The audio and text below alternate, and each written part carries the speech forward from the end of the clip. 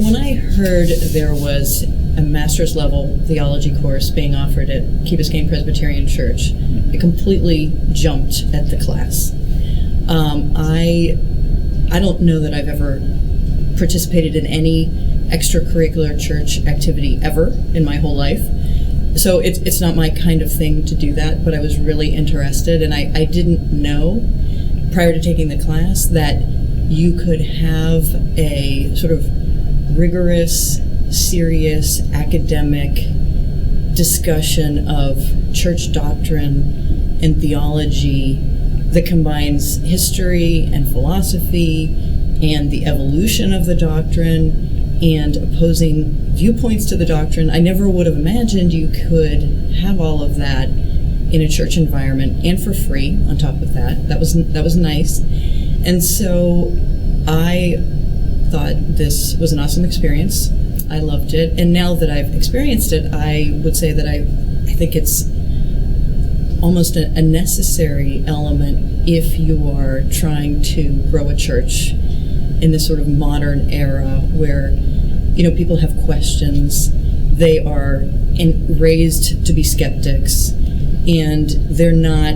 I certainly wouldn't have had any use for a pastor or a church that was teaching me something that pastor or that church couldn't back up. And so I think to be involved in a class with Pastor David Moran, where he's so prepared, he's so detail-oriented, he backs up everything he teaches, even if you don't agree with it or if it doesn't sound right to you, you really respect what's behind it. And I think when you have that sort of environment, it creates an opportunity for people to evolve and for people to learn and for people to grow and for people to have surprises, and I think all of that happened to me, and I think it's been awesome and even kind of magical. And I think if you could replicate this experience in churches around the world, different languages, make it available, make it accessible, I would expect that you would see growth that with people that you haven't been reaching before. I think it would be a pretty big deal to offer this in a big way. I think a lot of people in this era, they really don't, as we've heard, they don't want a dumbed down version of Christianity. They don't. I didn't. And in fact, I was really bored by that, and I wasn't, that held no appeal for me.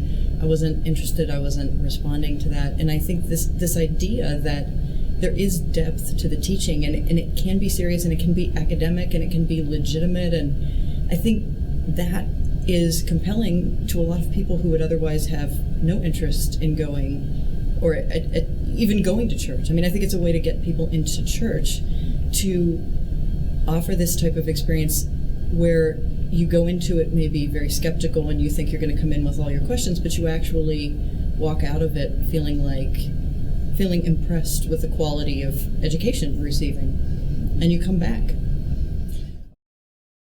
As a journalist, I will say this: everybody I know, we are by nature skeptics. I mean, we ask questions as a sort of a routine state of being. We don't accept anything at face value, and so when you have a class like this, which explores a topic in such depth and with such an academic rigor, you respect it. You listen. You take it in. I mean, you may have questions, but you're also responding in a way that you wouldn't respond without that.